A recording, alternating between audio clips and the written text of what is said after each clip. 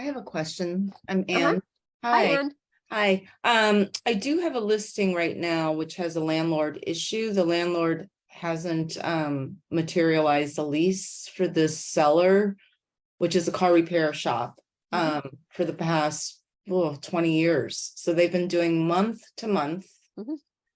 And the business is doing really well, but obviously the seller's paying below market rent, because they haven't had a lease renegotiation.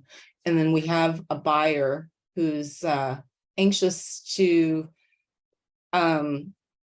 finalize for the business, but I don't know how to work the rent part because the landlord is thinking of selling the whole entire building.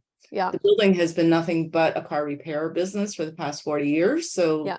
best highest use for the building is car repair. Yeah. Although it's industrial. So currently in California, industrial spaces are, at a premium, even though commercial real estate is going down the tubes, but industrial spaces for cannabis, I mean, that's a big plus for that zone, for that area. So I can't get the landlord in front of me to talk about extending a lease or to offer the building for sale to the buyer. Well, if you're trying to put a deal together, so I mean, I think I would probably How would you approach that? work with the buyer, because you can't, I mean, the buyer's not going to buy them with a month to month. That's nonsensical. So they can't do that. So, and I don't know the value of the business, but if the buyer's looking for a loan, then for an SBA loan, SBA wants to see 10 years because that's the length of the loan. So they're going to want to see at least a 3-year lease with 2 3-year options, which will get you to 9. They might accept that. I've had them do that before, or a 5-year lease with a 5-year option. The buyer's interested in buying the property. Oh, the buyer's interested in, Yes. The seller may or may not. Well, if the seller wants to sell, I mean, you could just draft up an offer and send it to the landlord. I think I would probably do 2 things then. I would probably put a package together on the buyer that just says what the buyer's intentions are. They're trying to buy the business. This is their background. Have the buyer run their own credit report from freeannualcreditreports.com.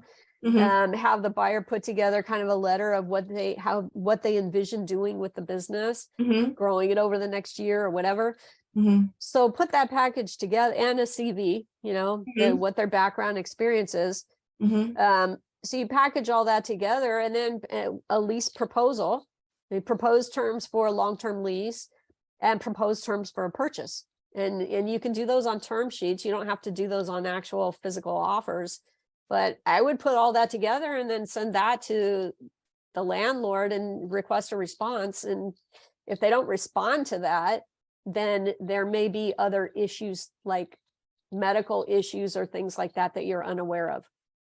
Because usually you'll get a response. When you send somebody a package that's relatively complete like that, they're going to get back to you and tell you either, no, I'm only willing to do month to month, or yes, I'm willing to do a lease, or yes, I'm willing to sell. But they'll tell you something. If they don't tell you anything, if nobody gets back to you, then usually it's because there's some medical issues or other things going on where this is just not a priority. They've got more pressing things, either with their own personal health, a spouse's health, a child's health, there's other things, family related, that take precedence over business.